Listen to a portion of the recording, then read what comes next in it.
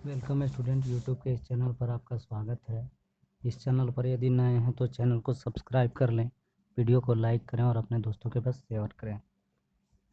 तो जैसा कि आपके स्क्रीन पर दिख रहा होगा, यह वर्ग 9 का विज्ञान का प्रथम चैप्टर हमारे आसपास के पदार्थ यानी मैटर इन आवर सराउंडिंग, इसका हम लोग लाइन बाय लाइन अध्ययन करने वाले हैं।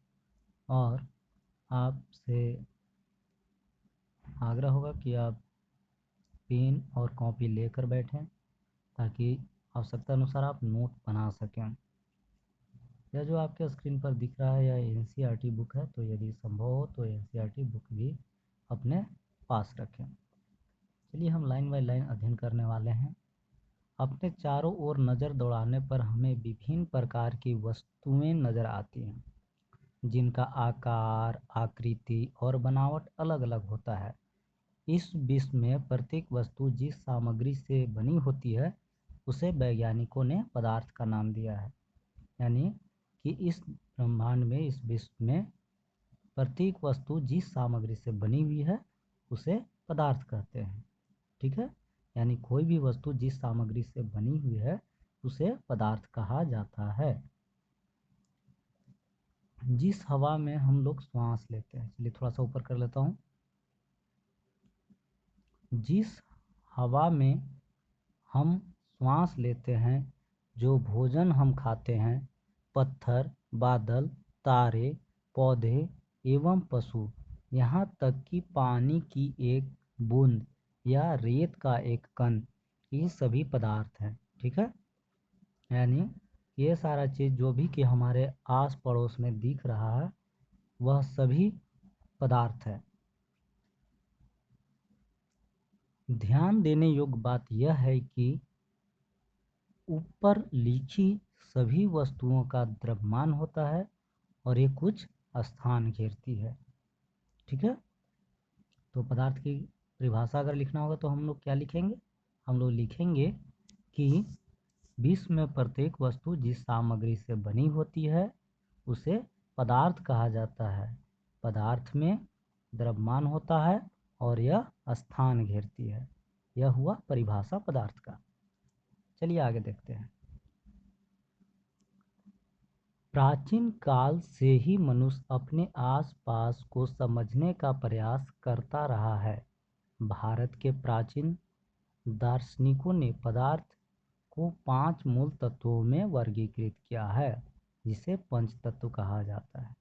ठीक है, यानी ब्रह्मांड की जितनी सारी वस्तुएं हैं इसको हमारे प्राचीन काल में 5 मूल तत्व के रूप में वर्गीकृत किया गया है, जिसे पंच तत्व कहा गया है। हमारा जो शरीर भी है यह पंच तत्वों से मिलकर बना हुआ है।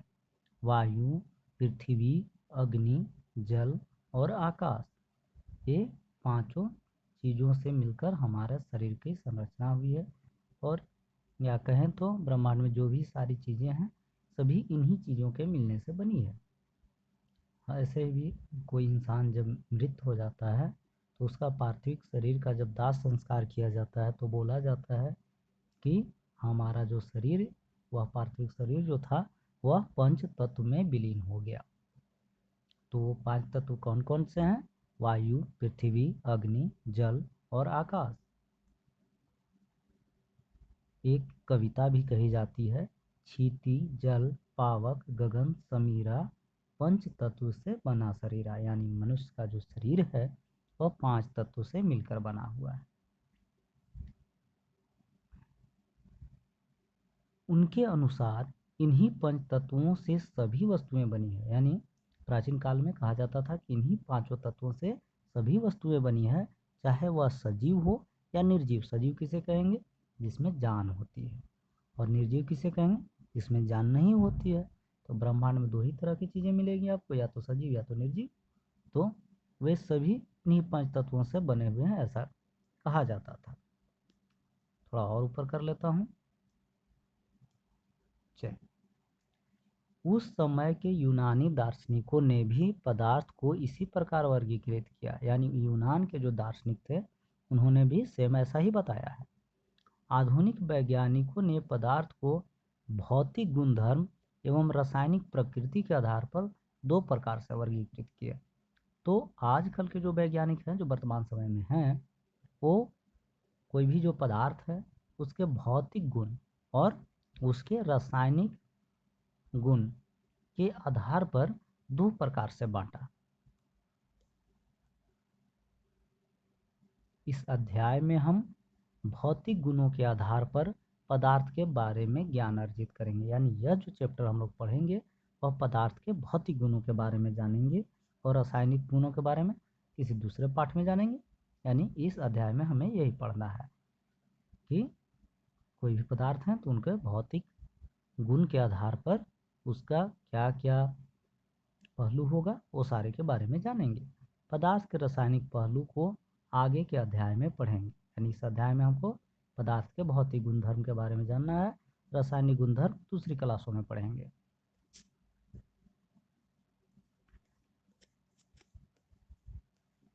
चलिए, पदार्थ की भौतिक स्वरूप। भौतिक मतलब क्या होता है? जो भी आपको जो दिखाई देता है वो बाहर से, वह सारा स्वरूप भौतिक स्वरूप है।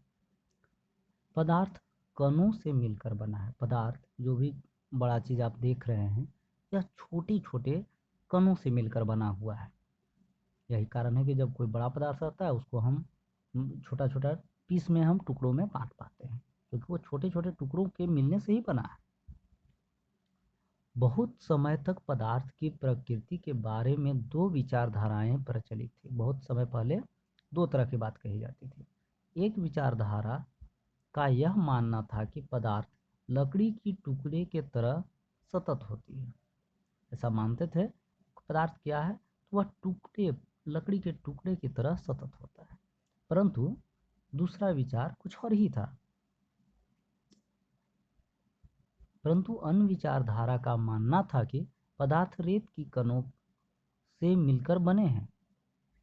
यानी दो तरह की विचारधाराएं थी। एक तो कह रहे थे कि लकड़ी के जो परत होते हैं टुकड़े में उस तरह के सतत हैं, दूसरा कह रहा है कि रेत की तरह जैसे कि ये हैं कण। आइए एक क्रियाकलाप के द्वारा पदार्थ के स्वरूप के बारे में निर्णय करने के लिए ये सतत है या कणों से बने हैं, एक क्रियाकलाप करते हैं।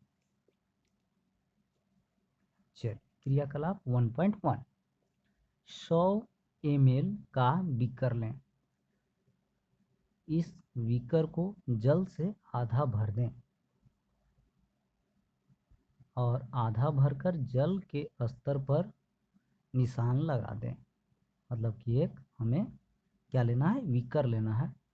बीकर कैसा होता है? तो वह गिलास जैसी संरचना होती है बीकर की। देखते हैं, हाँ ये देखिए, ये है ना, इसी को बीकर बोला जाता है। ये गिलास जैसा जो संरचना है इसे हम लोग बीकर बोलते हैं। यह शीशे का, सॉरी, ये या तो शीशे का मिलेगा या फिर प्लास्टिक के मिक्स रहते हैं। मैक्सिमम शीशे के ही ये होते हैं। तो इसमें हमको आधा जल भरना है। चलिए और देखते हैं क्या करना है। क्रियाकलाप के अंदर आते हैं हम। तो हमने इसे आधा भर दिया और फिर निशान लगा लिया। दिए गए नमक या शर्करा को कांच की छड़ की मदद से जल में घोलें। अब क्या करें कि नमक लें या फिर चीनी, उसको जैसे कि उसमें पानी में घोलना है हम लोग को। जल के स्तर में आए बदलाव पर ध्यान दें। तो क्या जल का स्तर में कुछ बढ़ोतरी हुई या कमी हुई, क्या हुआ वो जानना है हमें। आप आधा बीकर पानी लिए, उसमें नमक डालें और उसको फिर घोलना है।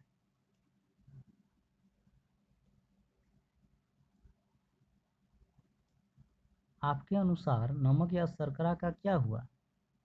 ये कहाँ गायब हो गए? जब आपने घोल दिया तो वो कहाँ चला जाता है? क्या जल के स्तर में कोई बदलाव आया? इस तरह के प्रश्न हमारे दिमाग में उठेंगे। तो देखते हैं, इन प्रश्नों का उत्तर पाने के लिए हमें इस विचार को स्वीकारना होगा कि सभी पदार्थ कणों से बने होते हैं। उपर्युक्त क्रियाकलाप में चम्मच में रखी गई नमक या शर्करा अब पूरे पानी में घुल चुका है।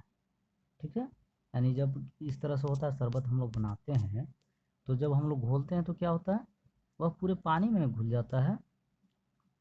शुरुआत टाइम में जब हम डालते हैं तो उसके पेंदे में बैठ जाता है, फिर उसको जब हम हिलाते हैं तो धीरे धीरे जब पूरा घुल जाता है तो पूरे पानी में वह चारों तरफ होता है। गिलास में जैसे शरबत लेते हैं तो गिलास के सभी तरफ जहाँ भी पानी रहता है चारों तरफ वो घुला हुआ रहता है।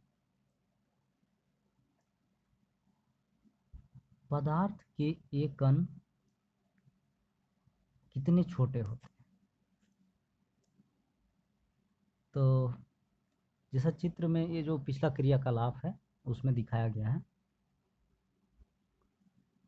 कि लाख गुना आवर्धित किए गए जल के कण, मतलब ये जल का कण दिख रहा है, जूम करके देखा गया है मशीन के द्वारा। जल है और हिलाए गए नमक, और इस तरह से जल में वो नमक घुला हुआ है। यह जो चित्र दिया गया है यह जो है कि मशीनों के द्वारा जूम करके लिया गया है कि यह देखने में पता चलता है कि जो शुरू के बीकर है उसमें जल का कण है, गोला गोला दिख रहा होगा आपको। दूसरे वाले में जल का कण है और नीचे नमक है, और तीसरे वाले में जल के कण है और साथ ही नमक के कण भी चारों तरफ हैं। जब हम जल में नमक घोलते हैं तो नमक के कण जल के कणों के बीच रिक्त स्थानों में समावेशित हो जाते हैं, अर्थात जल का जो भी कण है उसके बीच कुछ न कुछ खाली स्थान है जिसके बीच यह नमक या शर्करा या चीनी उन खाली स्थानों के बीच छोटा छोटा कण के रूप में समावेशित हो जाता है और घुल जाता है। तो चलिए दूसरा,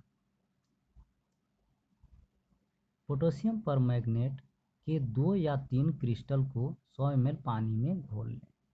पोटेशियम परमैंगनेट को इस घोल में लगभग 10 मिलीलीटर घोल निकालकर 90 मिलीमीटर जल में मिला दें।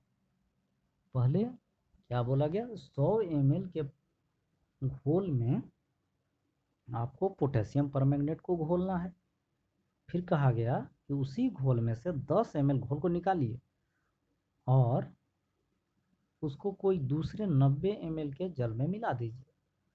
फिर उक्त घोल में से 10 ml निकालकर उसे भी 90 ml वाले जल में मिला दें।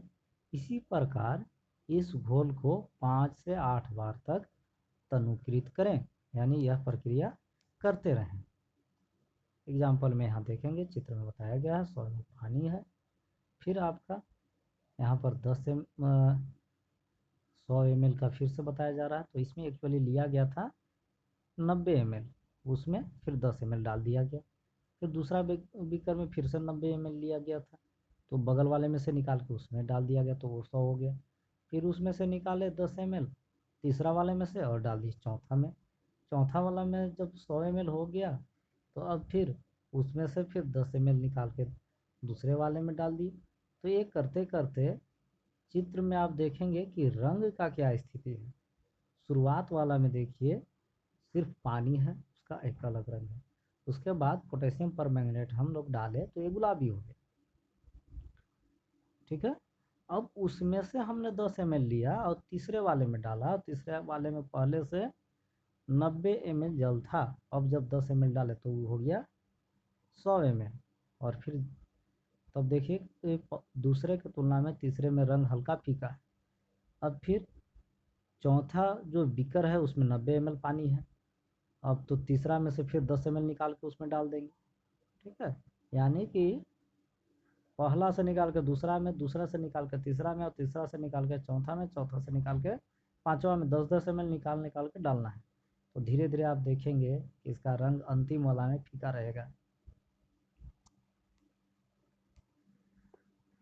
अनुमान लगाइए कि पदार्थ के कण कितने छोटे हैं। प्रत्येक बार तनुकृत करने पर घोल का रंग हल्का होते जाता है, फिर भी पानी का रंग नजर आता है। तो धीरे धीरे वो क्या हो रहा है, उसका रंग हल्का होते चला जा रहा है।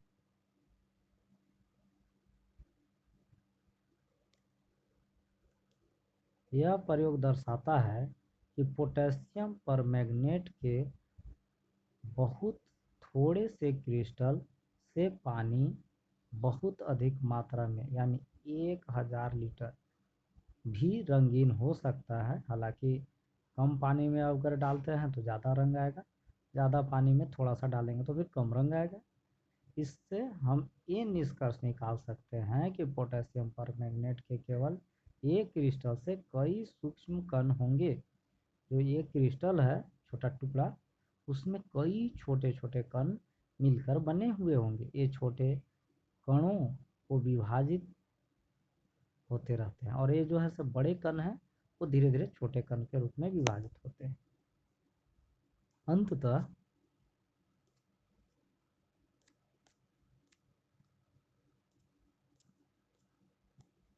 एक स्थिति में कण और छोटे में विभाजित नहीं किया जा सके, मतलब छोटा हम कर रहे हैं हो रहा है तो एक ऐसा स्थिति आएगा जो उसके बाद और भी कण छोटा नहीं हो पाएगा।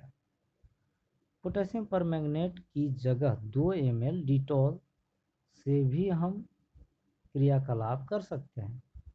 यानी पोटेशियम परमैंगनेट की जगह 2 ml डिटॉल ले लें, जो मार्केट में आती है ना, वो वाला डिटॉल साबुन नहीं, डिटॉल लिक्विड, तो उससे भी हम इस क्रियाकलाप देख सकते हैं करके। विद्यालय में अगर जो है सो कि प्रैक्टिकल में करवाया भी जाएगा।